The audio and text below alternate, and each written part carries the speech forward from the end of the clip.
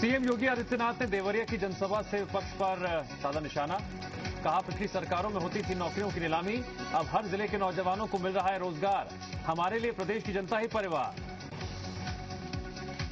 SP अध्यक्ष अखिलेश यादव का मायावती पर पलटवार। कहा, बीएसपी बीजेपी की मिलीभगत का पर्दाफाश करने के लिए किया निर्दलीय उम्मीदवार का समर्थन।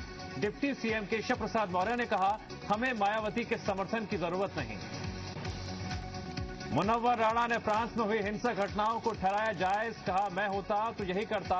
विवाद पैदा कर फैलाई जा रही है नफरत। देश में पहली बार सी प्लेन सेवा की शुरुआत। गुजरात के केवड़िया में पीएम मोदी ने किया उद्घाटन। स्टैच्यू ऑफ यूनिटी से साबरमती रिवर फ्रंट तक भरे उड़ान। प्रस्तुतकर्ता अब 10 रुपए में सर्दी, खांसी, जुकाम व हरारत में लाभकारी बाल जीवन जोशांदा स्पेशल। नमस्कार, हमारी खास पेशकश देख रहे हैं आप। आपके साथ में हूं दिव्या तिवारी। सोराइसिस एक ऐसी स्किन डिजीज जिसे हम आमतौर पर नजरअंदाज कर देते हैं। इस दौरान शरीर के किसी भी हिस्से पर रेड पैचेस हो जाते हैं, जो आमतौर पर घुटनों, कोहनी, ट्रंक या स्कैल्प पर हो सकता है। इसकी शुरुआत कुछ छोटे रूप में होती है, लेकिन आम सा दिखने वाला ये इन्फेक्शन कब लॉन्ग टर्म हो जाए पता ही नहीं चलता। ये कुछ वक्त के इंटरवल में भी हो सकता है और इस स्किन डिजीज का इलाज पूरी तरह संभव तो नहीं, लेकिन ट्रीटमेंट्स के जरिए इसके सिम्टम्स को मैनेज जरूर किया जा सकता है। आज हमारे इस खास शो में बात करेंगे सोराइसिस, इसके लक्षण और ट्रीटमेंट। तो चलिए इसी पर बातचीत के लिए हमारे साथ मौजूद हैं बेहद ही खास मेहमान। उनका तारुफ आपसे करवा देते हैं। हमारे साथ जुड़े हुए हैं इंदुश्री स्किन क्लिनिक लखनऊ के doctor Abir Saraswat, skin care clinic Prayagraj के doctor Shashank Rastogi, MD consultant dermatologist, vision skin centre Aligarh के डॉक्टर राजीव शर्मा। बहुत बहुत स्वागत है आप सभी का हमारे साथ चर्चा में शामिल होने के लिए। लेकिन मेरा पहला सवाल डॉक्टर राजीव शर्मा आपसे ही है। आखिरकार ये सोराइसिस है क्या, और क्या ये हमारी क्वालिटी ऑफ लाइफ को प्रभावित कर सकता है? इससे कैसे निपटा जाए, और क्योंकि इसके होने से हमारा सामाजिक जीवन प्रभावित हो जाता है। सोराइसिस किसे कहते हैं और सोराइसिस का जीवन की गुणवत्ता पे क्या असर होता है? सोराइसिस एक त्वचा का रोग है जो त्वचा की ऊपरी सतह पर ही होता है। इसका बहुत हद तक वंशानुगत भी माना जाता है, लेकिन हमारे आसपास होने वाली चीजों से भी इसका असर जुड़ा हुआ है। बहुत सारे लोग इसको इम्यूनोलॉजिकल बीमारी यानी कि हमारी जो प्रतिरोधक शक्ति है उससे जुड़ा हुआ मानने लगे हैं, और उसी हिसाब से नई नई दवाइयाँ अब आ रही हैं। ये हमारे यहाँ पर 1 से 5% लोगों को होता है। बच्चे से लेकर बूढ़े तक किसी को भी हो सकता है।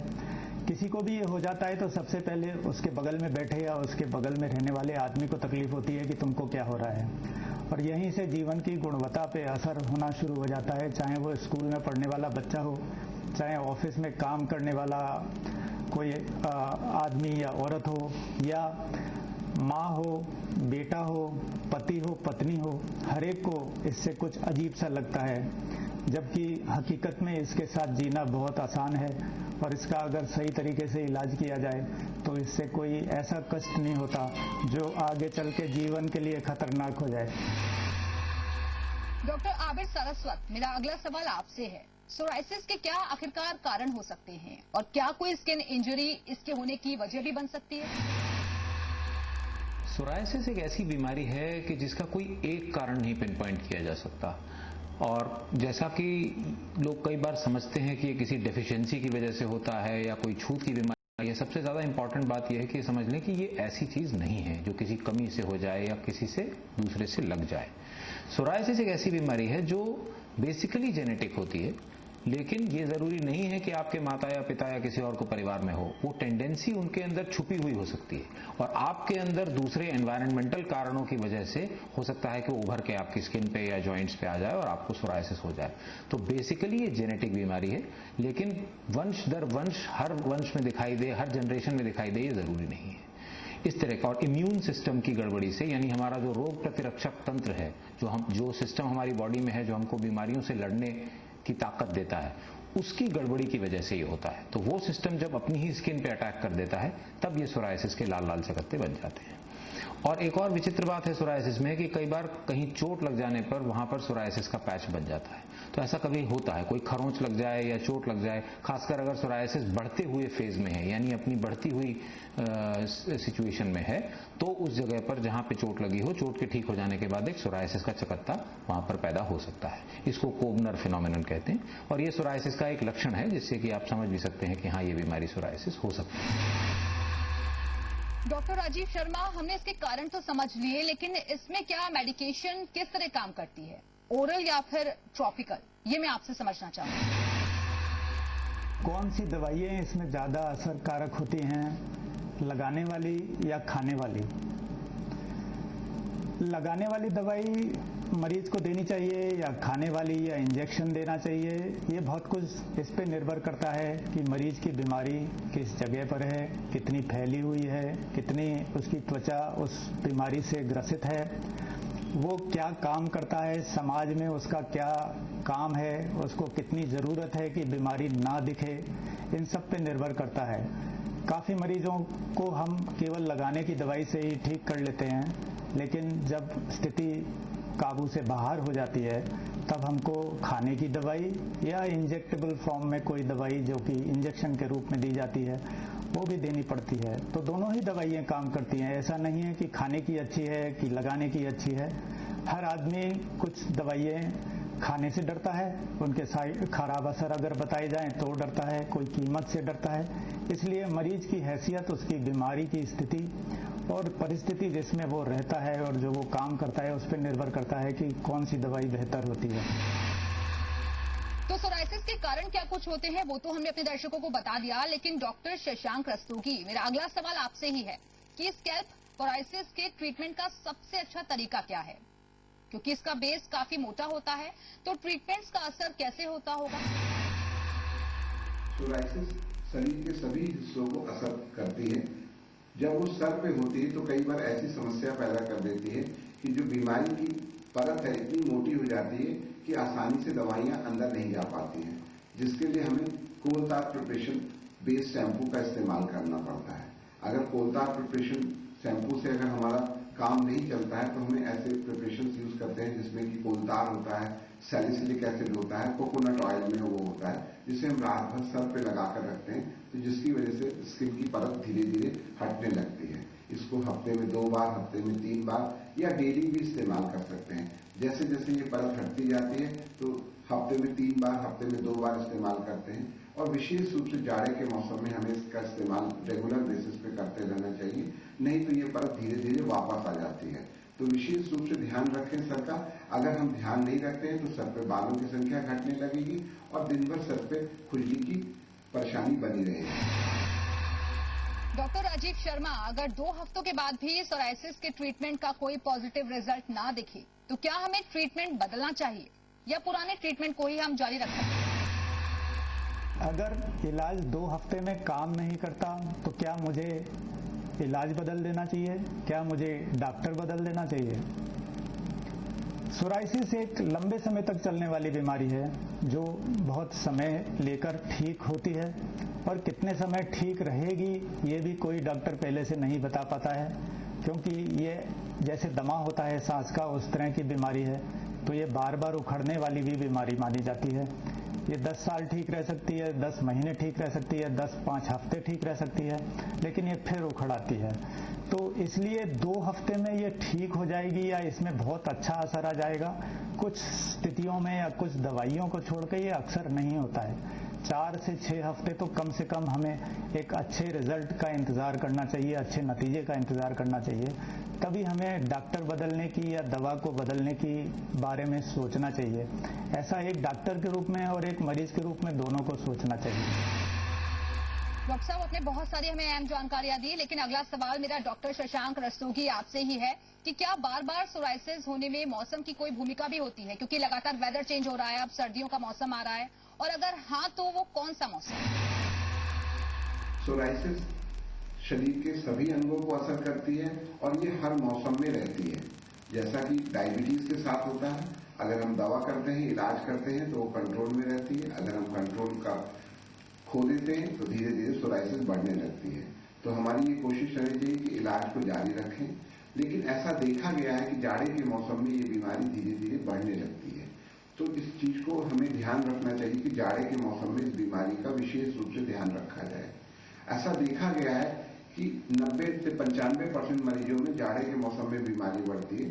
हालांकि ऐसे 5% मरीज हम लोग देखते हैं कि जिनमें गर्मी के मौसम में ये बीमारी बढ़ती है। तो विशेष रूप से जाड़े के मौसम का हमें ध्यान रखना चाहिए, और जिन मरीजों को गर्मी के मौसम में परेशानी बढ़ती है तो उनको विशेष रूप से गर्मी में ध्यान रखना चाहिए। जाड़े के मौसम में त्वचा शुष्क हो जाती है, उस शुष्की को दूर करने के लिए हमें कोकोनट ऑयल है, कोई भी मॉइस्चराइजर का कई बार इस्तेमाल करते रहना चाहिए।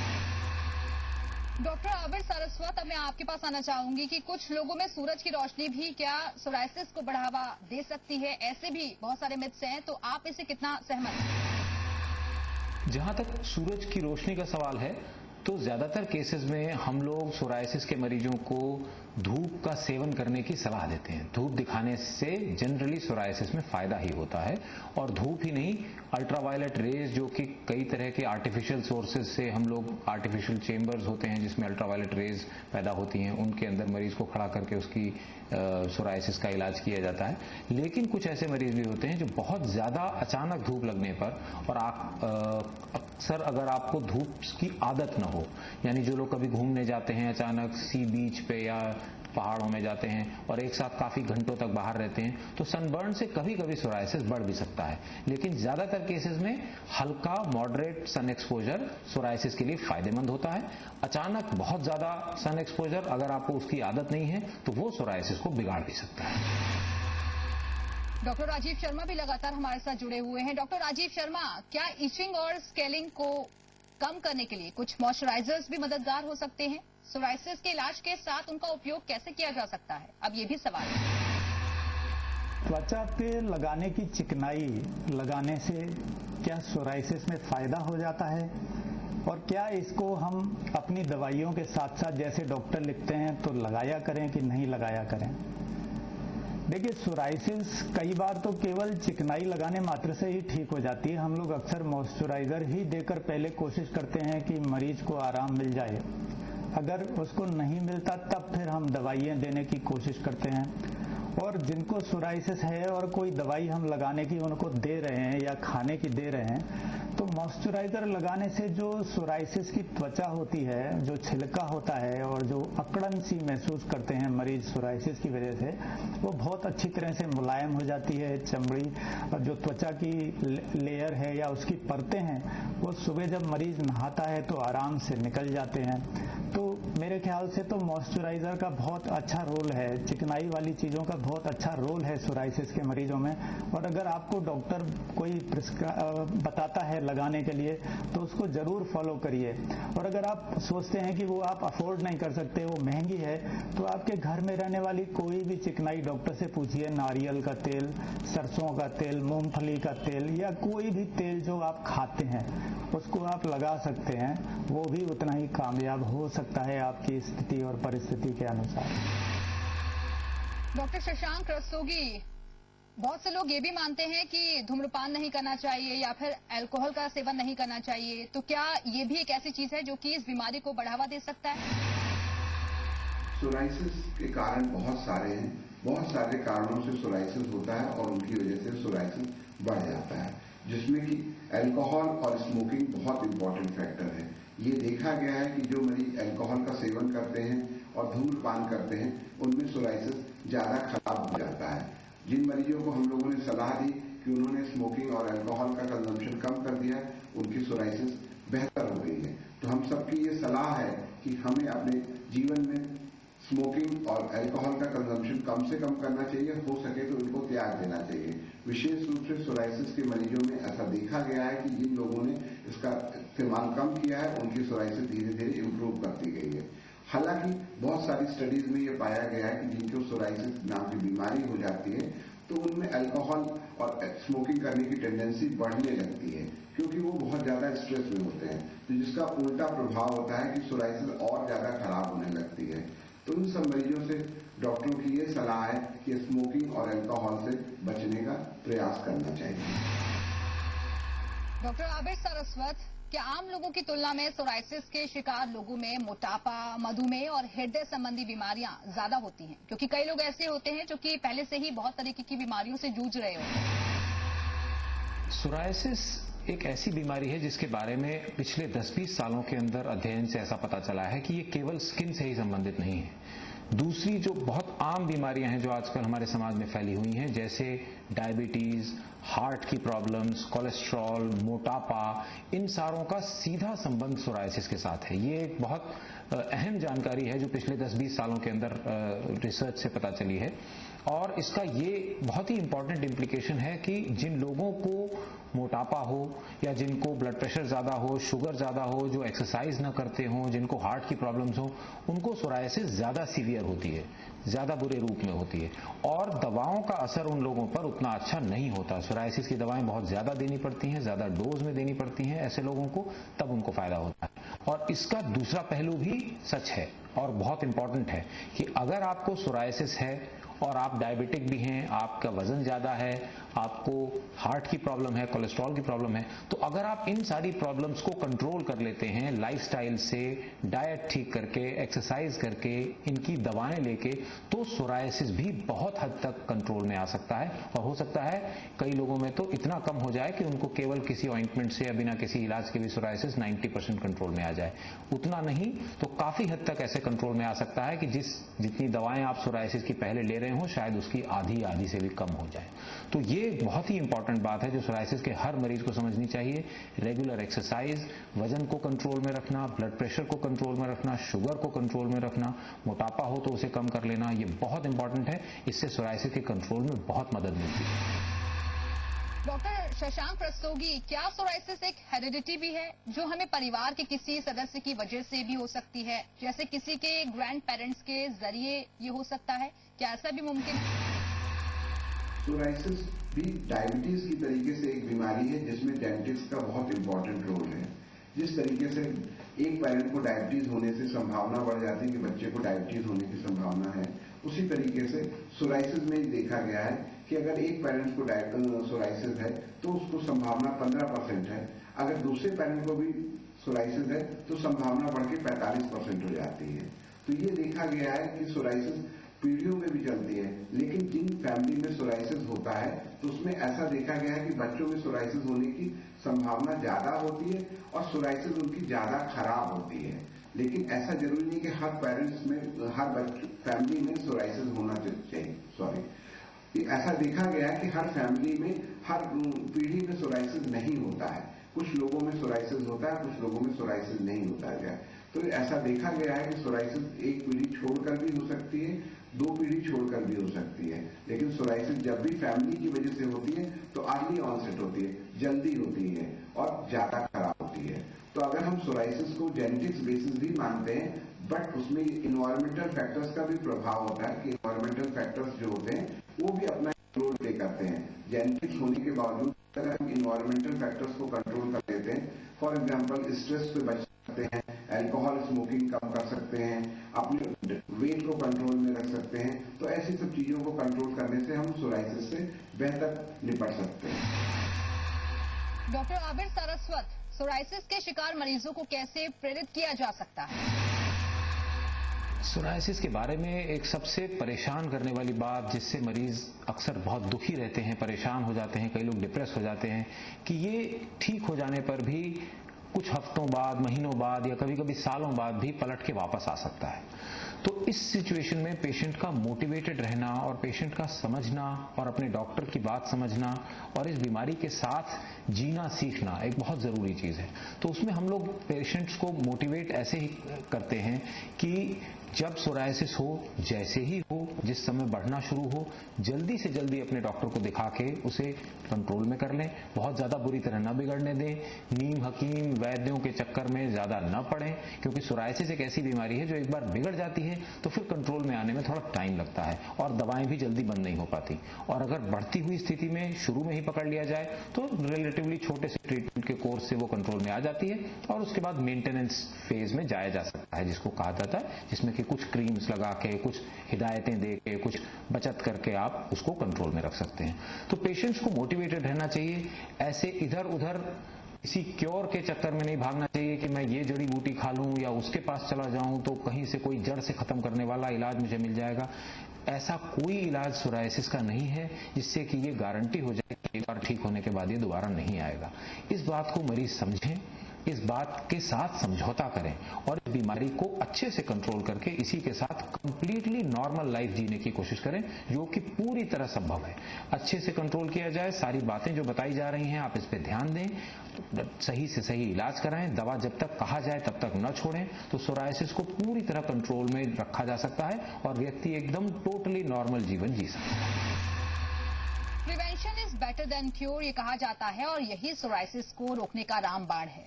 सोराइसिस से डरना नहीं है, लेकिन हमें इसे नजरअंदाज करने की भूल भी नहीं करनी है। हम आशा करते हैं कि हमारे इस खास शो के जरिए सोराइसिस को लेकर आपके सभी डाउट्स दूर हुए होंगे।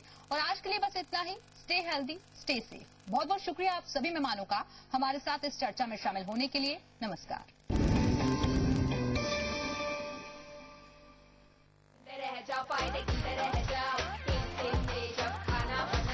जिसमें है टेस्ट और हेल्थ के फायदे एकदम और दाम बिल्कुल कम। किंग सोयाबीन तेल। Shop बेफिक्र on Myntra. पाइए special offers and free shipping on your first order. Pay with cash, card or UPI at the time of delivery. Try easy returns, exchange and keep only what you truly love.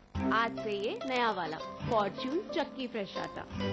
Fortune चक्की fresh आटा, रोटियां बनाए एकदम soft और स्वादिष्ट। जी करता है उसके हाथ चूम लो। किसके? आटा जिसने बदला उसके। जब रोटियां सॉफ्ट तो दिल भी सॉफ्ट। सॉफ्ट रोटी का वादा, फॉर्च्यून चक्की फ्रेश आटा। हाथों में सजी है मेहंदी, कावेरी कावेरी मेहंदी, जो होंगे सारे सपने दो दिलों के संग। कावेरी रंग छायो खुशियों से कावेरी मेहंदी कोन हाथों पर उतरे प्यार के गहरे रंग। अरे कैसी है मैडम? बिल्कुल ठीक हूँ।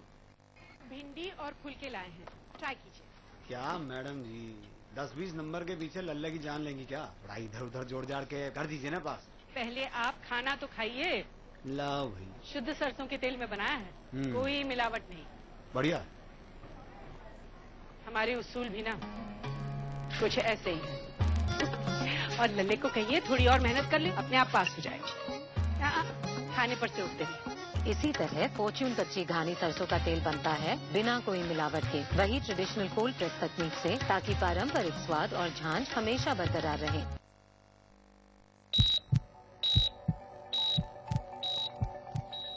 नमस्कार, मैं दीदी श्रीवास्तव। स्वागत है आपका हमारे इस खास शो में द डॉक्टर शो। आज हम बात करेंगे न्यूरोलॉजिकल प्रॉब्लम्स के बारे में, यानी न्यूरो से जुड़ी प्रॉब्लम्स के बारे में, जैसे कि सर दर्द होना, मिर्गी के दौरे होना या फिर लकवा या तनाव होना। ये सब लोगों को क्यों होता है, साथ ही ये समस्याएं किसी बड़ी बीमारी की तरफ इशारा करती हैं। इन सभी समस्याओं के बारे में जानेंगे हम इस शो द डॉक्टर शो में। साथ ही हम आपको बता दें कि आज हमारे साथ जुड़े हैं आगरा के neuro physician doctor Naresh Sharma, जो कि स्वामी मानसिंह मेडिकल कॉलेज जयपुर के एक्स प्रोफेसर भी रह चुके हैं। दर्शकों, आज के शो को शुरू करने से पहले आज के शो में हम क्या बात करेंगे इसकी झलक देख लेते हैं।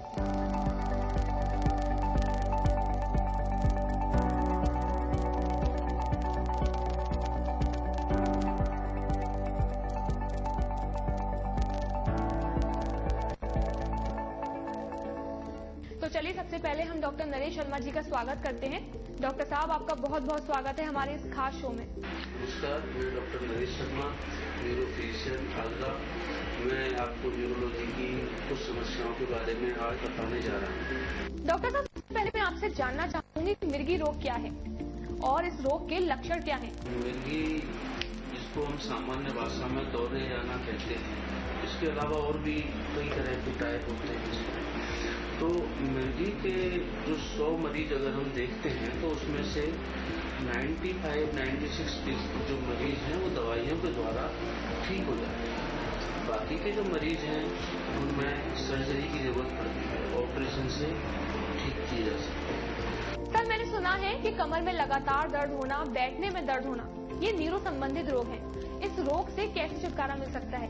क्या आप हमारे दर्शकों को बता सकते हैं कि इस रोग के उपाय क्या हैं? कमर में दर्द होना, इसको हम लंबोसैक्रिक स्पॉन्डिलोसिस कहते हैं। सामान्य भाषा में कहूँ तो इसमें कमर में कुछ नसों पर दबाव आ जाता है और यह जो समस्या है वो हमारी लाइफ स्टाइल से जुड़ी हुई समस्या है। हम लोगों का पोस्चर ठीक नहीं है, हम लोग कुछ लोग जिम जाके गलत तरीके से एक्सरसाइज करते हैं, गलत वजन उठाते हैं और मतलब दिनचर्या सही नहीं है, पोस्चर सही नहीं रहता है। उस वजह से जो नसों पर दबाव आता है उसकी वजह से कमर में दर्द होता है, धीरे धीरे बढ़ते बढ़ते ये पैर में भी आ जाता है और इसको इलाज के द्वारा ठीक किया जा सकता है। जैसा कि हम सब लोग जानते हैं कि मंदबुद्धि एक बीमारी है, तो क्या ये बीमारी पैदाइशी बच्चे में आती है या उम्र के हिसाब से ये इंसान पर काबू करती है? कुछ बच्चों में जन्मजात होती है मंदबुद्धि की बीमारी। कुछ बच्चे जो थोड़े बड़े हो जाते हैं उनके दिमाग में कोई इन्फेक्शन हो जाता है, जैसे दिमागी बुखार हो जाता है, टीबी हो जाता है, तो उसके बाद वो मंदबुद्धि हो जाते हैं। तो क्या सर आप इसके कुछ उपाय बता सकते हैं हमें? उम्र के साथ वालों का तो ये है कि इससे बचने के लिए हेल्दी लाइफ स्टाइल बहुत जरूरी है। सारे जो न्यूट्रिएंट्स होते हैं वो पूरा लेना चाहिए, रेगुलर एक्सरसाइज करना चाहिए और सही टाइम पे सोना, सही सोने का जो टाइम है वो भी पूरा 6, 7, 8 घंटे होना चाहिए। डॉक्टर साहब, अगर मैं बात करूं लकवा बीमारी की, तो आज के दौर में ज्यादातर लोग लकवा बीमारी के शिकार हो रहे हैं और इस बीमारी के लक्षण क्या हैं? सबसे पहले आवाज में बदलाव आता है, स्लर्ड स्पीच कहते हैं उसको, या फिर शरीर के हिस्से में कमजोरी आ जाती है, आवाज में लड़खड़ाहट या कोई बदलाव आ जाता है, ये मेन फीचर होते हैं। कैसे बच सकते हैं हम इस बीमारी से? लकवा या स्ट्रोक के कुछ रिस्क फैक्टर होते हैं जिसमें एज सबसे ज्यादा इम्पोर्टेंट होता है। 60 साल के बाद ज्यादा चांस बढ़ जाते हैं। उसके बाद हाइपरटेंशन, डायबिटीज और healthy life style, smoking, alcohol intake, ये सारी जो रिस्क फैक्टर हैं इनसे रिलेटेड होता है। सर, एक प्रॉब्लम होती है डिस्क प्रॉब्लम। सबसे पहले तो मैं आपसे चाहूंगी कि आप हमारी जनता को बताइए कि डिस्क प्रॉब्लम होती क्या है। हमारी रीढ़ की हड्डी, जिसको हम वर्टिब्रल कॉलम कहते हैं, उसमें हड्डियां होती हैं, हड्डियों के बीच में डिस्क होती है। तो जब हम चलते हैं, रनिंग करते हैं, कहीं से जंप करते हैं, तो जो शॉक होता है, जो दबाव होता है, उसको जो डिस्क एब्जॉर्ब कर लेती है, तो एकदम से ब्रेन में झटका नहीं लगता है। अगर डिस्क नहीं हो तो सीधा जो दबाव है, झटका है, वो एकदम ब्रेन को लगेगा और बहुत नुकसान पहुंच सकता है। अब 25-30 साल की उम्र के बाद डिस्क में प्रॉब्लम आने लग जाती है। उसका मेन वजह ये है कि डिहाइड्रेशन हो जाता है, डिस्क का कंपोजिशन चेंज हो जाता है। तो ऐसी स्थिति में अगर हमारा पोस्चर ठीक नहीं होगा या फिर हम ज्यादा वजन उठाएंगे या बिना जिम इंस्ट्रक्टर की एक्सरसाइज करेंगे तो डिस्क प्रोलेप्स का खतरा बना है। सर, अगर प्रॉब्लम किसी इंसान को हो जाए तो इससे कैसे बचा जा सकता है? न्यूरो फिजिशियन को दिखाना रहता है। हम लोग उसके बाद उसका MRI करवाते हैं, उसका कितना सीरियसनेस है, उसकी गंभीरता को पेशेंट को समझाते हैं, कुछ परहेज बताते हैं, क्या नहीं करना है, क्या करना है, एक्सरसाइज बताते हैं और दवाई उससे ठीक हो। जैसा कि हम सभी लोग देख रहे हैं कि इस भागदौड़ भरी जिंदगी में लोग आए दिन डिप्रेशन का शिकार हो रहे हैं और सुसाइड कर रहे हैं। उनके डेली रूटीन का तनाव उन लोगों को मरने पर मजबूर कर रहा है। तो क्या आप हमारे दर्शकों को इसके उपाय बता सकते हैं कि किस तरह से इस तनाव से दूर रहा जाए? हमारी लाइफ स्टाइल रेगुलर होना चाहिए। सोने का टाइम है, खाने का टाइम है, क्या खाना है, क्या नहीं करना है। और जो कंपटीशन का स्ट्रेस होता है उसके लिए एक्सरसाइज भी बहुत लाभदायक होगा। और हमारा जो नियर होते हैं, नियर एंड डियर होते हैं, उनको हम हमारी समस्याओं के बारे में बताएं, उनसे हम जिक्र करें कि हमको ये प्रॉब्लम है। तो ये 2-3 उपाय हैं, इनसे स्टार्टिंग में ही इस पर काबू पाया जा सकता है। फिर भी अगर कुछ बढ़ जाता है तो डॉक्टर की सलाह से दवाइयों से ठीक हो जाता है। डॉक्टर शर्मा, आज के शो में हमारे साथ जुड़ने के लिए और न्यूरोलॉजी से जुड़ी प्रॉब्लम्स के बारे में बताने के लिए आपका बहुत बहुत शुक्रिया। फिलहाल बीमारियों से ग्रस्त वातावरण में खुद को सुरक्षित रखिए और अपना ख्याल रखिए। अब लेती हूँ मैं आपसे इजाजत। नमस्कार।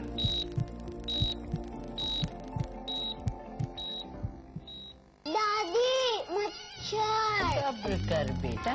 नहीं, सब्र का फल कभी डेंगू तो कभी मलेरिया होता है। हाँ माँ जी, मच्छर जितनी ज्यादा देर जिंदा रहेगा बीमारियों का खतरा उतना ज्यादा बढ़ेगा। तो मच्छरों के साथ सब्र मत दिखाइए। काला हिटलाइन सुने तुरंत मार गिराइए। काला हिटलाइन, मच्छरों का अंत तुरंत।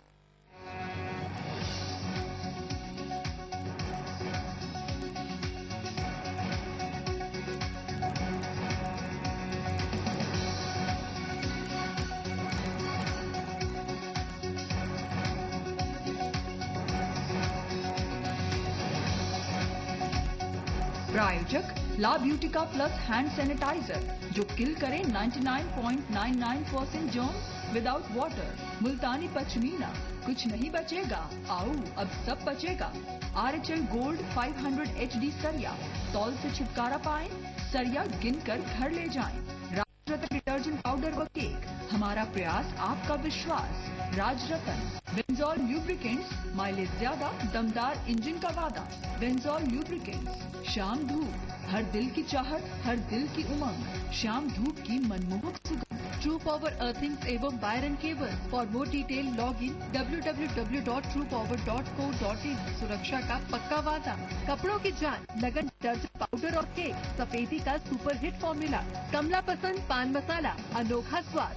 और पतंजलि गाय का देसी घी खाएं, मिलावट के जहर से अपने मासूम बच्चों व परिवार को बचाएं।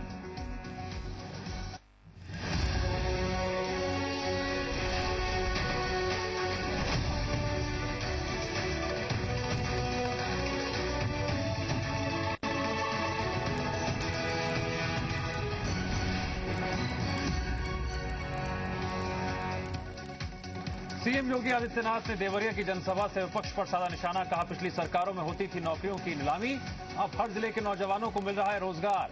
स्वास्थ्य सहायता समूह की दुकानें महिलाओं को मिलेगी।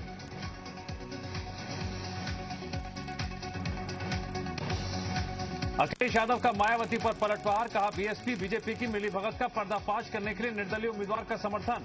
डिप्टी सीएम केशव प्रसाद मौर्य बोले, हमें मायावती के समर्थन की जरूरत नहीं, केस वापस लेने की भूल सुधारें।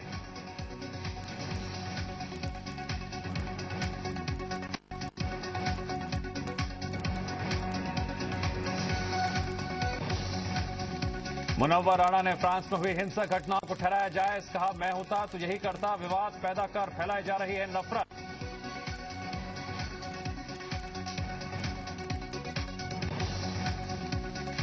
विधायक महेश नेगी प्रकरण में अपने स्तर पर जांच नहीं करेगी बीजेपी। उत्तराखंड बीजेपी अध्यक्ष बंशीधर भगत का बयान, कमेटी का नहीं होगा गठन, पुलिस की जांच का होगा इंतजार।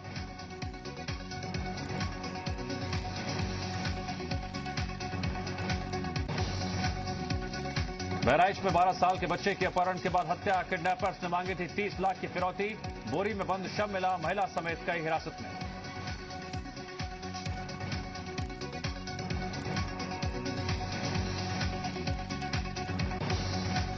गोंडा में पुलिस अधिकारी की असंवेदनशीलता का वीडियो वायरल। टीएसओ कोतवाल संजय दुबे पर फरियादी से अभद्रता करने का आरोप।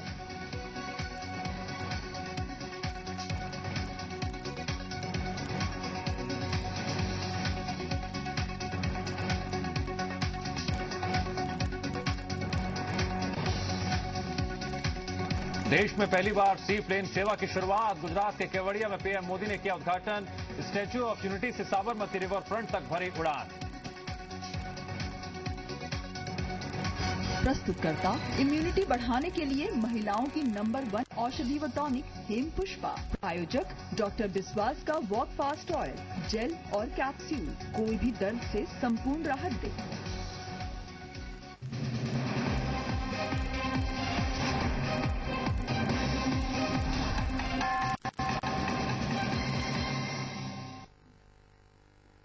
नमस्ते, मैं हूं आपके साथ दिव्यांश शर्मा। सबसे पहले बड़ी खबर, फ्रांस की घटना पर मुनव्वर राणा का विवादित बयान। विवादित बयान में मुनव्वर राणा ने फ्रांस में हुए कत्लों को जायज ठहराया है। उन्होंने कहा, मैं होता तो यही करता। जी मीडिया संवाददाता से खास बातचीत में मुनव्वर राणा ने और क्या कहा, आप खुद सुनिए। बताएंगे, आपको दिखाएंगे कि मुनव्वर राणा ने एक बार फिर से दिया है विवादित बयान। क्यों चर्चाओं में आए एक बार फिर मुनव्वर राणा। फ्रांस की घटना पर मुनव्वर राणा का विवादित बयान इस वक्त की बड़ी खबर। मुनव्वर राणा ने कत्ल को जायज ठहराया और इस पूरे मामले को लेकर क्या कुछ कहा, सुनिए। घटना को लेकर चारों तरफ इस वक्त विरोध हो रहा है, हर लोगों की प्रतिक्रिया आ रही है। हमारे साथ मशहूर शायर मुनव्वर राणा है, उनसे बात करते हैं। फ्रांस की घटना को किस रूप में देख रहे हैं आप? देखिए, ऐसा है कि उसने कार्टून बनाया, ये बुरा किया। उसको कार्टून बनाने वाले को किसी ने मार दिया, ये उससे बुरा किया। दोनों ही गलतियां ऐसी हैं। और आप ये सोचें कि दुनिया के वो लोग अपने आप को कल्चर्ड कंट्री समझते हैं, फ्रांस हो, अमेरिका हो, लंदन हो, ये समझते हैं कि ये पढ़े लिखे लोग यही हैं।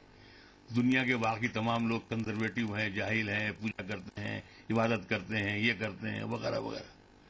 लेकिन जितने गुनाह वो करते हैं उसका हिसाब कभी नहीं होता है। आप ये बताइए कि इराक, अफगानिस्तान, ईरान, सीरिया, सब जंग में सब शामिल थे, फ्रांस भी शामिल था। तो जो राफेल बेच रहा है आज यहाँ, ये सब वहां स्कूलों पर बमबारी की, तो तब उनको नहीं मालूम है कि ये कत्ल है, ये लड़ाई नहीं है। कार्टून बनाया गया